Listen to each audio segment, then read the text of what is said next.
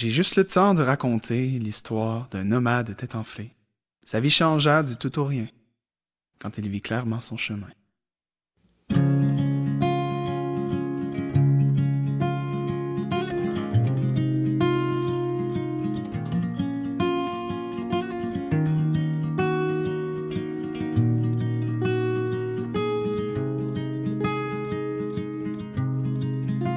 C'est un nomade aux airs perdus, poète de sang aux rêves immenses.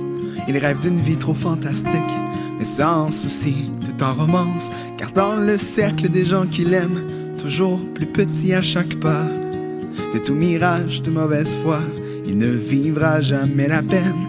Il avança sans rien, sans but, à crier haut ses métaphores. Jeunesse seule et trop ouvert, finesse au seuil, larmes à couvert.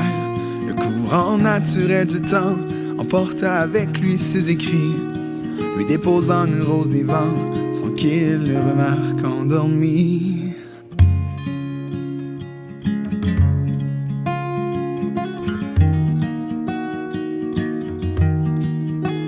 Arrêté sur le bord d'un lac, il fouilla donc sa veste hâtif pour un morceau de pain en vrac. Mais prit la rose et fut surpris.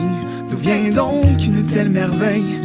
Se dit-il d'un air fasciné, que dans ma main le vent me porte ce doux parfum de liberté. De cette chose on m'en attendit, moi qui perdu je me cherchais, et que de grands pouvoirs soient pris dans si petit. Et cet objet, le méritage, bien sûr que non, j'ai trop peu donné à la vie. Puis le nomade reprit la route, avec en main son nouveau guide.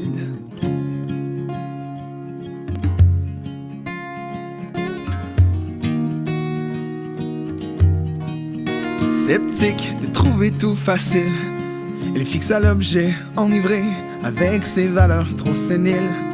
Mais plus fringant dans les idées, une simple boussole vitre cassée sembla soudain porter aisance, surtout pour sa vieille âme brisée.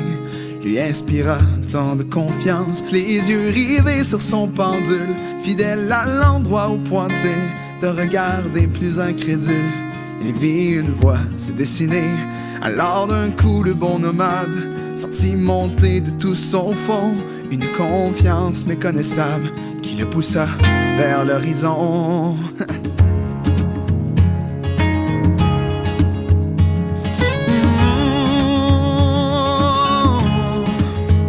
Commençant donc par suivre le sud, en quête d'un repos mérité, la rose lui montra le chemin, une pente épique et escarpée. Mais au bout il vit une grande plage, donc il coura pour s'y baigner, reposer la tête légère et repartit à l'heure première. Il continua son chemin curieux, en se dirigeant vers l'est. Il voulut lui montrer un jeu où tu apprends ce qui est vrai. Son âme et son cœur en ébat, s'enrichir d'une énergie nouvelle. Dans les livres jusqu'au lendemain, tête pleine d'idées sur le chemin.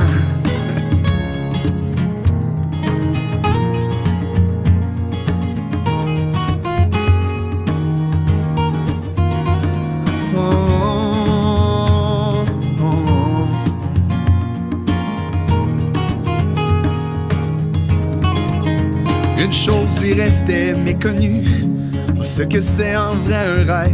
Alors l'aiguille tourna vers l'ouest, et son guide prit la route de fer, pour qu'il observe bien ce que c'est de mettre en pratique son bagage, se faire des idées et les tenir, s'ouvrir et suivre la voie du sage.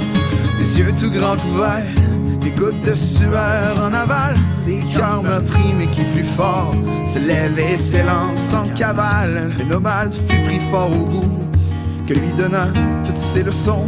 Ce fut ainsi qu'à genoux il pria pour une vie en amont.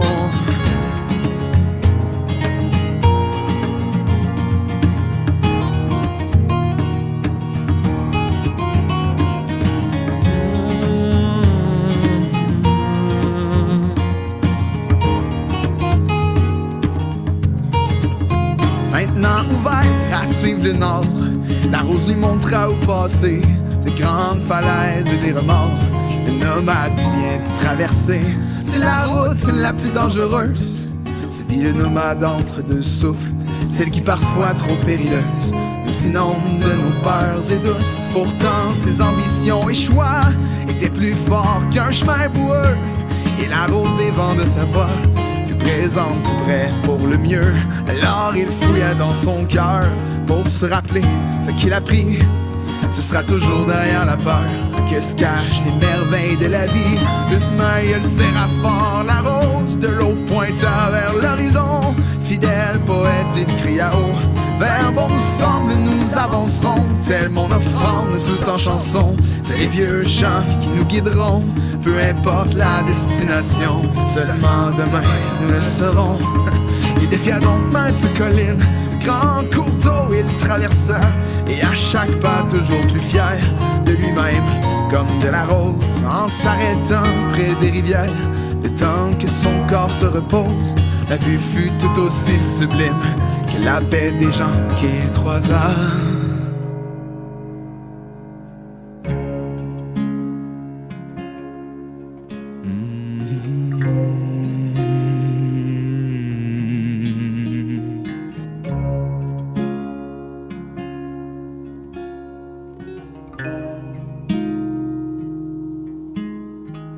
Il s'arrêta quelques moments pour contempler la joie d'autrui, ceux et celles qui pot au feu sont confortables de vivre dans leur nid.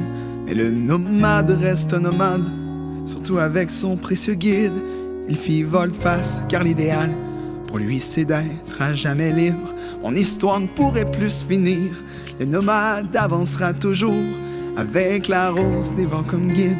Un peu moins de limites à chaque jour, juste le temps pour finir bien, conclure rapidement ce roman d'un nomade qui sur son chemin s'est pris d'amour au cerf du vent.